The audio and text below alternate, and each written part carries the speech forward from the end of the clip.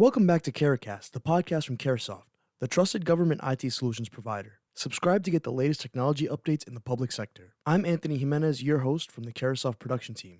On behalf of GovExec and CareSoft, we would like to welcome you to today's podcast, focused around FedRAMP. Listen in as our panel discusses the role of authorization in hybrid and cloud environments. My name is Troy Schneider. I am the president of GovExec 360. The focus of this panel is the role of authorization in hybrid cloud environments. And we've got a great panel here today. Immediately to my right is Tutu Owade, who is the acting deputy director of the audit division at the Federal Emergency Management Agency. Sitting in the middle, we have Joshua Stoltz. Joshua is with NIH, where he's the cloud operation and security team lead. And then Lauren Russell is with Ping Identity. Lauren is the senior vice president for product management. And thanks to all three of you for being part of this conversation. Thanks, Troy. So I want to, I gave names and titles, but let's start just a little bit with the work you do and how it fits into this conversation about authorization in the FedRAMP program more broadly. And Lauren, we'll start with you there. Yeah, thanks, Troy. So Lauren Russin, I've been at Ping for over 12 years and started in the identity business. And when we say identity, it's really how do you build trust of user in authenticating and accessing systems.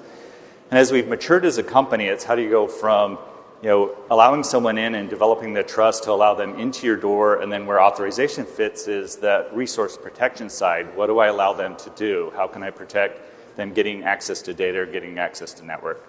How it relates to this conversation is really those are the underpinnings. If you ask Ping in a true FedRAMP or a zero trust solution, is look at identity first. How can I, again, trust the device, trust the user, and the application that they're accessing, and then protect that? Great, thank you. And Lauren, same question to you. Or, I'm sorry, not Lauren, Joshua, same question to you. Talk a little bit about the work that you're doing at NIH and sort of how it fits into the, to the challenge of securing hybrid cloud.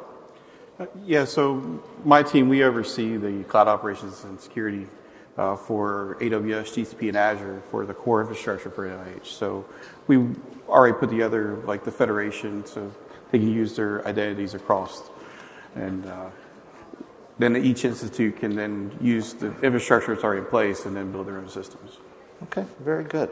And Tutu, a little bit about the work at FEMA. Tell us about your role. I lead the IT audit division. We offer support to our system owners who are leveraging cloud services and need to be audited.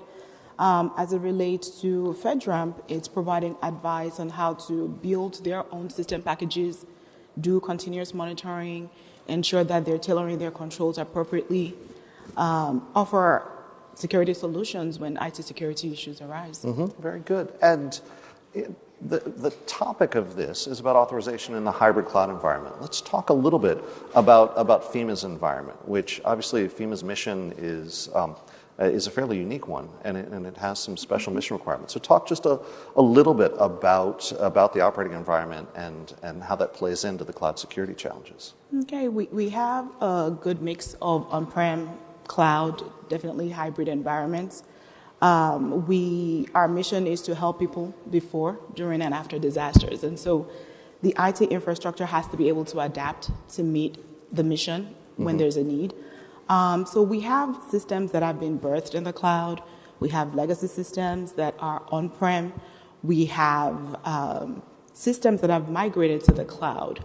We are able to, we are looking to expand our cloud footprint and bring more services to the cloud, even are ready to partner with vendors who have services that are not currently listed in the FedRAMP marketplace. So it's a good mix of on-prem. It's a hybrid environment for sure. Okay, good. And Joshua, what about NIH? Talk a little bit at a high level about the environment and maybe some of the special challenges that come with your mix of services. Well, NIH has 27 institutes and centers, so it's kind of almost like 27 different companies in a way. However, we share one single identity provider under NIH.gov. So we set up a single Azure tenant, a single GCP org, and then we did set up a AWS org that will allow everyone to use their same identity across. Then we authorized the base infrastructure. So we set up the core security requirements and connections back to on-prem through direct connects, and then we provide them accounts or subscriptions or projects to be able to do their work. Okay. And Lauren, you work with agencies across government, and I know we were talking before this call about the importance of getting visibility, getting down to the granular level. As you were hearing those high level descriptions, how does that square with what you're seeing with other clients and maybe some of the steps that you take with them to figure out how to approach the authorization challenge? Yeah, it's a great question, and I remember it was probably 7 years ago. I had a product manager, and we were talking about authorization. And he said, "So Lauren, what really sits behind an app or an API?" And I thought about it, and I thought, it's service. And he says, "No, it isn't. It's data." And it really is just data sits behind every access point, and it's data that we think is important to protect. And so when we talk about authorization at that granularity, it's really, you've got to do the gating. So how do you let them through the front door, through firewalls, and how do you put the right network segmentation to be able to get to that data, but really you're trying to protect all the way into that gate. And then you've got to decide, how do I want to share that data? So now I'm at the data layer, and I've got regulations that may be something that I'm in a region that I can't share personal information, or maybe the person that you're sharing the information is 18 or under 18, and so you have to control that data. And so if you really think about it, if you can get to the granularity, meaning protect all the way in, and then you now have to protect the data out, you can get to a very granular way, and you can even determine how that information is shared. Mm-hmm. So I think it works in tandem. In fact, Joshua and I were talking this morning, it isn't identity or network security, it's how do they work together. Exactly. Yeah, Joshua, how does that focus on granularity, how does that play into the work that you're doing and trying to find the right authorization solutions?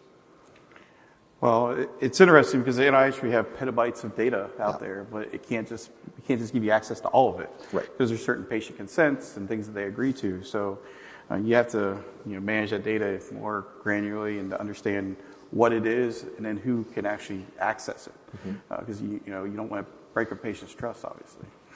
Yeah, and I feel like we should have the equivalent of a swear jar where you put money in when you mention zero trust. But what you were just saying sort of goes to that zero trust principle of how do you find the right way to manage access to that data and the right segmentation. I wonder if the government-wide push for zero trust is forcing you to sort of recalibrate your efforts, or if it's really just kind of putting the official seal of approval on what you were already working toward. Well, I think it reinforces it, but Lauren and I were talking earlier about what is zero trust at the beginning of it. So what are we talking about? Because some people think zero trust is, well, I'm going to put a firewall there. And that's not necessarily the answer, because zero trust is more around the identity and authorization of, do I have access? Mm-hmm. The analogy I use is if you're going down 270, you have the ability to get off at exit 2, or maybe Lauren can get off at exit 3 and I can't. But if you put a firewall, it's going to be like getting on the turnpike. You pay a toll. You're not going to be able to get anywhere. Mm-hmm. So you got to understand, what are you trying to do? Yeah. Okay. And Tutu, anything you want to add on how FEMA is trying to manage access, particularly at that data level, or for API access into certain systems? Well, for us, we are at the tail end of a proof of concept for a modernized identity solution. We're moving away from that legacy solution where different programs can access different systems or resources in very different ways. And so once proven, it's an iterative process. And so with that subset of systems, once proving, we apply to a next set of systems and a next set of systems. Our data strategy was released a few months ago, and we know that anyone with a legitimate need for FEMA data or federal data needs to be able to access that seamlessly. Mm-hmm. And that is, I feel like my follow-up question is a little bit simplistic, but the challenge of making sure that the access is there while the security is, particularly when you're dealing with such broad data sets, is hard to wrap one's head around. Is there anything else you can speak to about how you're trying to make sure that you're protecting the sensitive data while making sure that you're not impairing the mission? I mean, application segmentation, workload segmentation, we have CISA's zero trust maturity model in one hand and our roadmap in another. And we're going to keep chugging along to success. But I think leveraging that, creating a roadmap to success in small steps will be beneficial. And so if you are able to isolate segments of data, you can have more granular. This is where fine-grained authorization comes in, right? You're able to segment data that's more sensitive. You can apply more stringent security measures so that you're truly applying least privilege where needed. Mm-hmm. And Lauren, I know you have some thoughts on how to properly approach application segmentation. Yeah, like there's the network approach to application segmentation that's really looking at your data set and saying what's general, what do I need to protect under a generalized policy, and then what's very specific, as Tutu said. And I think if you look at application segmentation from the network standpoint, you segment it based on IP address to get down to where you have a level of protection. And then if you go to that next level down, then you're in that same conversation we had before of, I've got to trust the person to get in. So again, trust the user, trust the device, and the application that are accessing. And then you can segment even further down to say, okay, what data set do I want to put in there? And if I could, just from a framework standpoint, I really liked a standard that was called XACML. And it brought this notion that you had centralized administration and decisioning, because that allowed me to then have an organization have control over the policy, and then you decentralize the enforcement and information. So if you imagine that I've got a centralized, policy that handles that generalized data, and then I can do enforcement at a very granular level, that's where the hybrid comes in as well. You can even do enforcement in a cloud for an application that sits there versus something that might be in a SaaS. And so, long story short is just to say, if you could segment the data, find generalized policies, then go very specific and look at how to centralize and decentralize that enforcement, I think is Joshua, key. I see you nodding there. Anything you want to add? Well, so as Lauren said earlier, behind those applications is data. So I think a little bit different approach when we start talking about cloud is you have petabytes of data that now you're bringing those applications to compute to, where traditionally we download data and compute upon them locally or in another area. So we got to look at it a little bit different when you don't always have the ability to secure that application, right? You have to secure your data to make sure it can't be taken, because they're going to be bringing that compute up to you. I mean, a petabyte of data can't just be moved. So you got to think about a little differently about how those applications are now being introduced to your data and how to protect it. Yeah. And I'm going to ask two questions that could take the whole panel if we're not careful. Given that need, what sort of high-level changes is that requiring about your overall security posture to prepare for bringing the compute to those data sets? And then coming back to the FedRAMP topic, are there things about the shared controls that go in FedRAMP authorization that are helping with this, or are there places where, FedRAMP gets really hard when you're talking about that use case? So, it's a loaded question, but what I'll say is this, is that that the authorization is key to that, because you got to authorize them for those particular pieces of data, and you're going to need to make sure that they can't, replicate or take the data, right? So it's got to, and so they're a trusted identity that they can compute upon it, look at it, learn from it, but not change it, which is key, because traditionally we would just say, here you go, have access, and now we're looking at more of a least privilege mentality. You can just read it or look at it. You can't move it. Yeah. Okay. Good. And Tutu, you defining and then tracking the metrics around cybersecurity is a big part of the job. And there are certain things that are required from a compliance standpoint, and ones that are just best practices. But can you talk about how you approach from the best practice side? How are you tracking How are you tracking improvements in your organization's approach to access control? A book was just recently recommended to me, how to measure anything in cybersecurity risk. I forget who the authors are. It's two guys. And even though I'm not done reading it, I think I've read a couple of chapters more than once, and I highly recommend the book. But in terms of that, there are certain things, as you said, regulatory, that you have to track the metrics for and report for compliance reasons.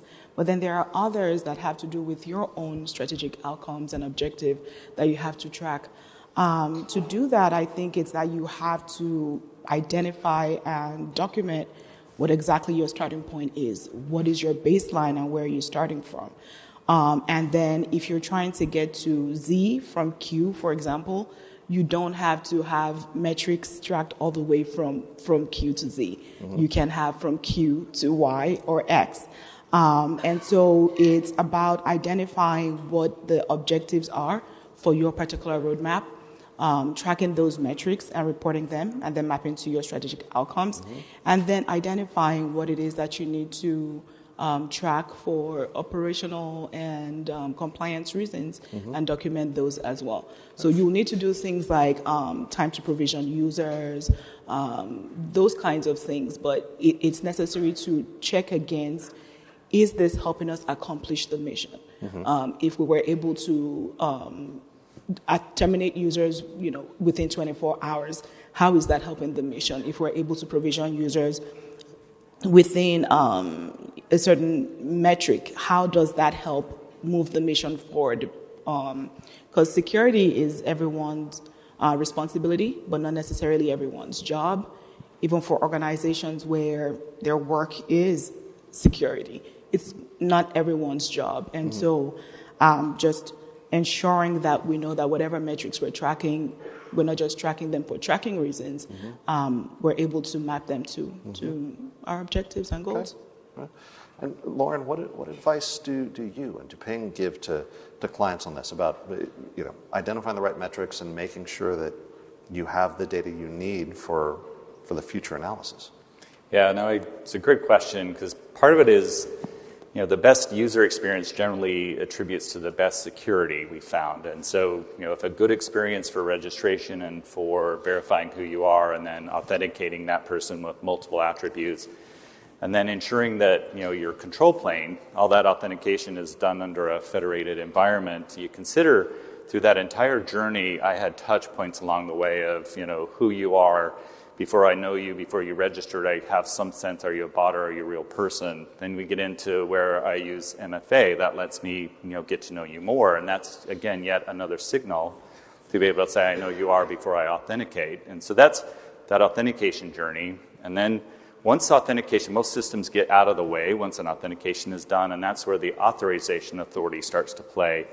And I can't tell you enough about the signals, and so consider, before I allow you in, I'm going to check the network to see if the network has a breach, or before I allow you in, I'm going to reach out to the app and say, is there any sensitive data that I need to be concerned about? Is this app decentralized or centralized? Would I do a different set of policy? And so just long story short is that journey is probably the most important, and if you can own and centralize the authentication journey, and then also manage the authorization journey, you have touch points all along the way that you can have that insight that you're looking for. Okay, thank you. And this is a question for the whole panel, but Josh, we'll start with you.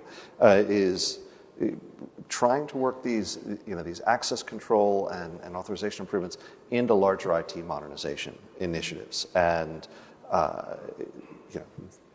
that's a pretty broad question. But I think if you could share some of the lessons learned at NIH, maybe from the Strides initiative, or just the best practice you've been putting in about seizing those opportunities to improve access control when you're upgrading systems. So the challenge that many of us run into is that we can only control the identities within our organization. Yet we collaborate cross organizations many times, and you have to, to Lauren's point, you first have to, identify they are who they say they are, right. And that's where you have like in-common federations and things of that nature, and two-factor authentication. So that helps a good bit, but then it's authorization that really is the key there, because making sure that the right person has access to right data. And the big challenge we see is, especially when we're trying to share data with universities, is they don't all have that same type of in common federation or anything. They don't have multi-factor set up, and they're like, well, I just need a AWS account. And we're like, okay, but then you're going to share that with your other researchers, Right. and it gets very difficult because you got to make sure that other organizations are at the same level you are, and you can't control that. Sure. And it jumped into that question without the full context. Talk just briefly about like what the Strides Initiative is and who it's intended to work with. So the Strides Initiative was originally created so we could help researchers get to the cloud. So we work with universities around the United States, it's not just government entities, but University of Michigan, University of Washington, et cetera. And they get discounts through the Strides Initiative, but at the end of the day, they also create a ton of data. And that data is owned by NIH, and then we share it with others. So University of Michigan may generate a petabyte of data, and then University of Washington wants to compute upon it. And so the challenge is making sure that the correct people have access to it. It stays secure, and the integrity stays there as well. And then there's NIH researchers, they want to compute upon it as well. And so keeping that data secure is part of the Strides Initiative, because in the beginning we were just like, well, let's generate it all. And then my group kind of came to be, they said, well, hold it, we got to secure this better. We got to make this a platform that we can actually share with each other. And that's where we're going towards now, is be able to create that community of sharing the data, because it's not as easy as you may think. It's not just, hey, you have an AWS IAM user. It's thinking through, well, how did we authorize you? How do we make sure you are who you say you are? Yeah. And Tutu, FEMA's mission involves working with all sorts of partners across different levels of government. You're interacting with people who are not formally part of the FEMA organization in critical times. How does that shape the access control efforts? Is what Joshua was describing, does that sound similar to FEMA's approach? It is similar.